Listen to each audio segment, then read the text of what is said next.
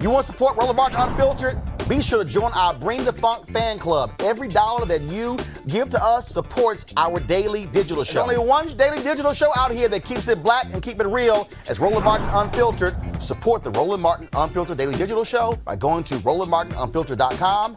You can make this possible. So a recent report released by the Justice Policy Institute shows that Maryland has a higher number of black prisoners than any other state. More than 70% of Maryland's prison population was black in 2018, compared with 31% of the state population. That rate is far higher than the next closest states, Mississippi, South Carolina, and Georgia. Joining us to talk more about racial disparities in prison is Marc Schindler, Executive Director of the Justice Policy Institute. Good evening. How are you? Pretty good. So, Marc, we really want to know, I have a little bit of a deep dive into what the differences are in Maryland and why Maryland is ranking so high in this. Sure. It's a good question. So we looked at a couple things. As you noted at the outset, we looked at the overall prison population in Maryland and found that it has the highest percentage of African Americans in the prison compared to the overall population in the state. Related to any other state in the country, as you said, leads both Mississippi, South Carolina, Georgia. And we've been doing a lot of work in Maryland at JPI for about 20 years now. So this, in some ways, doesn't surprise us, but we thought it was important to highlight. We also looked at a particular subset of that population, and that's the people who are serving the longest terms, longest sentences in Maryland. And we found that of the people serving the longest terms, there was a very high proportion of young African-American males. In fact, the highest proportion in the country of those who went into prison when they were under the age of 25, which we refer to and others around the country are now referring to as the emerging adult population. And do you see any levels of advocacy to help to not only raise awareness, but also to help people understand how detrimental this is? Because these numbers are really shocking. When I look at them and we compare them to some states across the country that we know have astronomical rates of African Americans in prison, we don't think of Mississippi as someplace that would ever be comparative to Maryland, a state that most people see as a lot more progressive. What do you see on the ground in terms of people getting involved, pushing towards getting more action around an understanding of just how dire the situation is? Yeah, that's a terrific question. And you're right. Maryland is viewed and views itself as quite a progressive state. So to see these types of racial disparities should be quite concerning, I think, for people in the state. And there's been a lot of advocacy going on for quite a number of years in Maryland on a whole range of issues in the justice system. That includes trying to reduce the use of cash bail in the pretrial system to the other end of the system, looking at trying to safely release older folks who are incarcerated in Maryland's prisons. Right now, tonight, as we sit here, there's almost 1,000 people over the age of 60 in Maryland's prisons, and over 3,500 who are over the age of 50, right? And these are people who pose very, very low risk to public safety, but cost an extraordinary amount to incarcerate. So there's been advocacy in that area as well to try to really pressure the state to think about doing things a different way. As we move forward in criminal justice advocacy and watching organizations at the national level as well as in various states move towards pretrial prevention and a lot of bail reform and issues of that matter, do you think that it will reduce some of this prison population? I think it absolutely can if we're serious about it, right? And so there are plenty of examples, and a little known fact in this country is that the population of young people in juvenile facilities across the country has decreased more than 50% over the last 12 years or so. So there's been very drastic reductions in the number of young people who are confined. Still, there needs to be further reductions, but there are lessons learned on the juvenile justice side that we believe can be applied to what's going on in the adult criminal justice system, and we should be able to reduce the number of people who are incarcerated quite substantially. Marc, Derek Holly, I'm a resident of Maryland. I have a 17-year-old son who's in high school. He's a junior in high school. And we just recently had a conversation with him a couple of days ago just about he's starting to drive and what to do and what he shouldn't do when he's pulled over by the police. In the study that you guys just found, was there any particular reason or any type of conviction that stood out more that had our young black males incarcerated in Maryland more so than any place else? That's a really good question. And, I feel for you having to have that conversation with your son. Not necessarily in this report, but we've done a lot of research more broadly, both in Maryland and nationally, that looks at those issues of how people of color, particularly African Americans, are treated differently in the system. In this report, what we saw is that young black males under the age of 25 are disparately incarcerated to extremely long terms.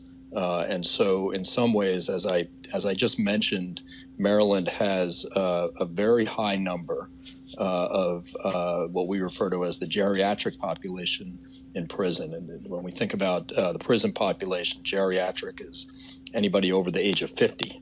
So I would be considered geriatric because I'm over the age of 50. But the reason that age is used is because we see that people age quite quickly when they're incarcerated. So Maryland has a very high number of 50, 60, 70. In fact, it was even just reported this week by the Baltimore Sun that there's 5 people in Maryland's prisons who are over the age of 80, clearly posing no public safety threat at all. And what we are advocating for is really to think about how we can best use resources, right? So there's these very high number of older people who don't need to be incarcerated but cost a lot. If we can safely reduce those number of people, take those savings and do a better job with young people in the criminal justice system, not through incarceration, right, but through making more investments in being able to supervise them in the community and provide opportunities and supports in the community, we can have much better outcomes, much safer communities at lower cost. And so there are things that we can do that would prevent these young people from going in for quite long terms. Because what we're seeing is these young people who go in for long terms, in Maryland, they become the geriatric population, right, because they're serving very lengthy sentences. Well, Mark, Joe Williams, I have a question as well. I mean, what sort of crimes are they being incarcerated for, number one? And number two, how did we get here? Yeah, that's a great question. You know, the crimes that we're looking at actually are fairly serious crimes, right? So they are assaultive type behavior, whether that's robbery or more serious, where you would get up to 10 years or more. So we're not talking about the least serious crimes. That said, and it's very important, we've done work in this area, sort of delving more deeply. What's really important when we think about how we respond to violence in our communities is we have to look at the risk that a person poses looking forward in terms of the behavior and other risk factors. And we shouldn't measure that just by the offense, right? What we typically do is we assign a set of years to an offense and we don't look any further. It doesn't mean that people shouldn't be held accountable, and doesn't mean that punishment to some degree is not appropriate. And we also have to be mindful that there's been somebody harmed in many of these cases. But what's happened is our system has gotten so out of whack, right? It used to be years ago that a sentence of 10, 15, or 20 years was considered quite a long time. Now we have sentences of 30, 40, 50 years and more, which are being considered normal. Right, so we've really changed what's considered normal in our justice system, and we would suggest the reason that's been allowed to happen is because these sentences are being posed disproportionately on people of color.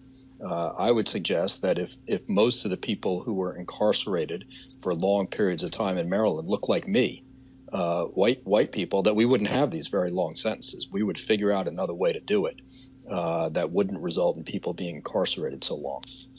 Thanks, Mark. And we are running short on time, but I did have one question that I'm hopeful that you can answer quickly. It's going to be related to risk assessment tools. And obviously, you know what risk assessment tools are, but for our audience, risk assessment tools help to set the basis of how criminals are actually viewed and whether or not they should be released into the public. In many cases, these tools have been used and have been cited as being used incorrectly and have weighed more heavily on African Americans than they have on other populations. What do you think is the effect that the risk assessment tools in Maryland have had in terms of increasing this prison population?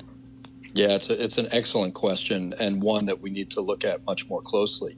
There's no question that risk assessment tools have been found, not all of them, but can be found to be racially biased, and when used incorrectly can absolutely exacerbate the disparate impact on people of color, particularly African Americans.